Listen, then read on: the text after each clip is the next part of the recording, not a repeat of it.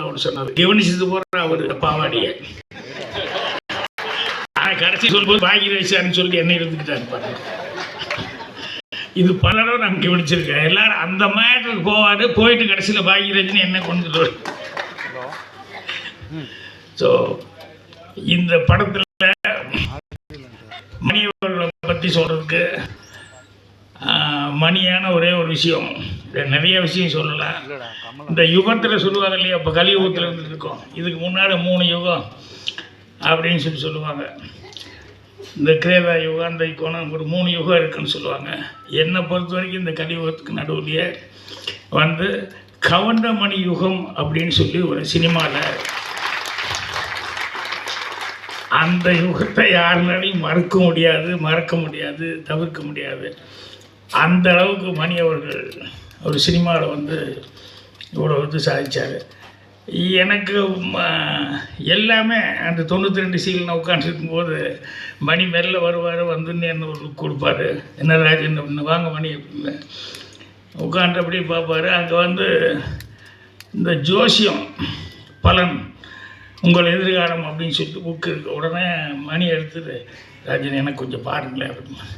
இது நான் வாங்கின புக்கு இல்லைங்க, கோபாலகிருஷ்ணன் ரூம்மேட் அவன் வாங்கின புக்கு, இருந்தாலும் உங்களுக்கு படி தெரியுமில்ல, பாருங்களேன், கையை பார்த்துக்கிட்டு இதை பார்த்துக்கிட்டு என்ன இருக்குது சொல்லுங்களேன் அப்படின்னு சொல்லுவோம். எனக்காக காமெடியாக இருக்கும். ஏன்னா நமக்கு ஒன்றும் அதை பற்றி ஒரு பெரிய இன்ட்ரெஸ்ட் இல்லை. ஆனால் ஒரு புஸ்தகம் இருக்குதுன்னு சொன்னோடனே காமிப்பார். அப்புறம் பார்த்துட்டு படிச்சுக்கிட்டு, இல்லை கண்டிப்பாக வந்துடுவீங்க மணி, என்னதான் வந்துடுவீங்க அப்படின்னு சொல்லிட்டு. ஏன்னா ஒரு மனுஷனுக்கு ஹோப் கொடுக்குறது ரொம்ப முக்கியம் இல்லையா, அதை வந்து சொல்லிட்டு இருப்பேன். அதே மாதிரி எங்கள் டைரக்டர் மிகப்பெரிய போராட்டம் பண்ணி அந்த ரயிலில் மணி தான் நடிக்கணும் அப்படிங்கிறதுக்கு எத்தனை நாளாக வந்து அது ஒரு பெரிய ஸ்ட்ரக்லிங் ஆகி, அப்புறம் நைட்டில் வந்து அவரும் டெய்லி கேட்டுக்கிட்டு இருப்பார். பாலகுருணன் நான் எல்லாமே பயங்கர போராட்டம். அதுக்கப்புறம் நைட்டு 12:30 மணிக்கு எங்கள் டைரக்டர் ஓகே சொன்னதுக்கப்புறம் 12:30 மணிக்கு வந்து எல்டாம்ஸ் வாசலில் அந்த படிக்கட்டில் உட்காந்துருக்காரு மணி, வெயிட்டிங் எனக்காக. என்ன ராஜன் என்னாச்சு, வாங்க அப்படின்னு சொல்லிட்டு, என்ன சொல்லுங்கள் வாங்க சொல்கிறேன் வாங்கன்னு அப்படியே ஆலயம் கோயிலுக்கு கூப்பிட்டு வந்து, அப்புறம் நானே கற்பூரமெல்லாம் வாங்கிட்டு வந்தேன்.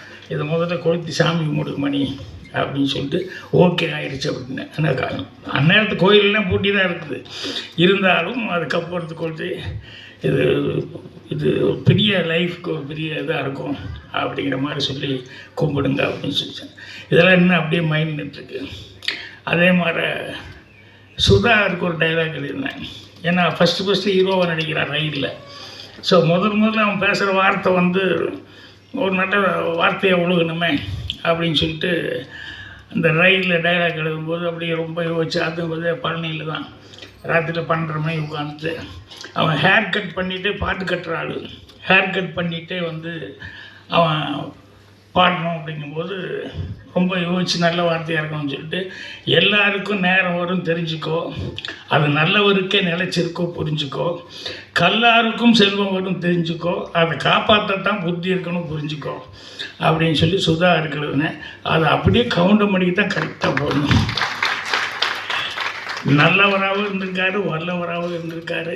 அதே மாதிரி கிடைச்ச ஒரு சந்தர்ப்பத்தை எப்படி காப்பாற்றிக்கணும் அப்படிங்கிறதுக்கு பாருங்கள், அதில் பயங்கர கண்ணு கருத்துமாக இருப்பார்.